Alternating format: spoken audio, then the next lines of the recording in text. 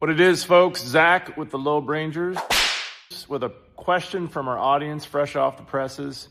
Tell us what the Des Moines Lobe actually is. So the Des Moines Lobe was formed 14,000 to 18,000 years ago when the last glacier in the last ice age came across Iowa. And it was a glacier, though, that only impacted part of the state. Essentially, if you drew a line from Mason City in a U shape down to Des Moines and then up to Okoboji is where that glacier went. And it was a fast-moving glacier that quickly leveled a lot of the landscape, leaving the flat soils that you see when you drive across north central Iowa.